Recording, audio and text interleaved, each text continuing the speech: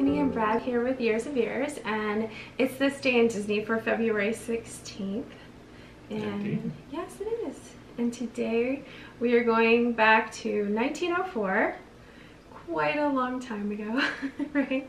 Yeah, not as far back as we've gone. We have gone further. Definitely. Yes. The start of a century. Yes, so on this day, actor James Baskett was born in Indianapolis, Indiana. So Baskett was the one who had the lead role as Uncle Remus in Disney's Songs of the South. Song of the South. Song of the South. Yeah. Yeah. So he actually... I mean, we're going to get into it, but received lots of accolades for it. Oh, absolutely. He really did. So Baskett actually supported himself as an actor, moving from his hometown in New York City, where he joined the company of Bill Robinson, so Mr. Bojangles back then. And that's where he started out. And he also appeared on Broadway with Louis Armstrong. Wow. Yeah, pretty amazing. It's a Wonderful World. Yes, it's very amazing. So he was very talented. He actually voiced in Dumbo, he voiced the crow, Fats Crow, back in 1941. Very nice. He had also been in Straight to Heaven and Nina Mae McKinney. Some of those 1940 films. There you go. We haven't seen yet. Yeah. Yeah. So, but most importantly, well, some other films you've actually heard of that he was in. Also very interesting, I thought, for his filmography, Revenge of the Zombies. Okay. That was in 43, The Heavenly Body in 44, and then The Jungle Queen in 45. I love that film. Yeah. Wow, wonderful. Yeah. What an institution. I know, right? Wow. So he actually auditioned. And a little foray into B movies. So fun. Yes. Which was happening a lot at that time. I mean, it was a new genre. Right. You know, and I mean, some of the greatest were participating in it, certainly. Oh, absolutely. Yeah, good fun. So in 1946, he auditioned as actually voicing one of the animals in Song of the South. Okay. Yes, and Walt Disney was so impressed with Baskett that he wanted Give him a lead. Yeah, he wanted him to have a lead as Uncle Remus. How wonderful. So, you know, they cast him. He actually did continue. He actually voiced Brer Fox and even at one part Brer Rabbit. Okay.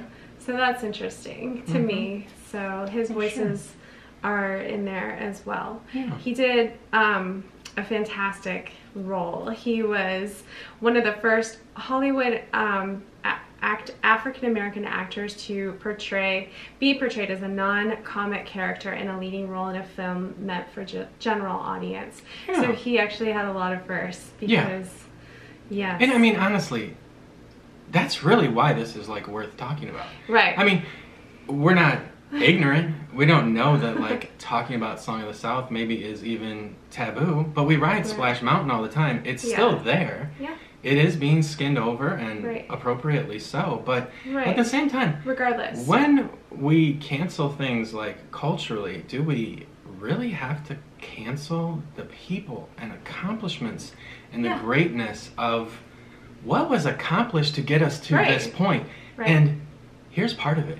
Yeah. Here's part of it. Yeah. Academy Awards, recognition. Well, this is the big thing, is that actually, you know, at the time he couldn't get an Academy Award, and so he ended up getting an honorary. Honorary. I mean, even like Hedda Hopper and Walt Disney and journalists and other actors all petitioned the Academy Award so that James Baskett could get an Academy Award.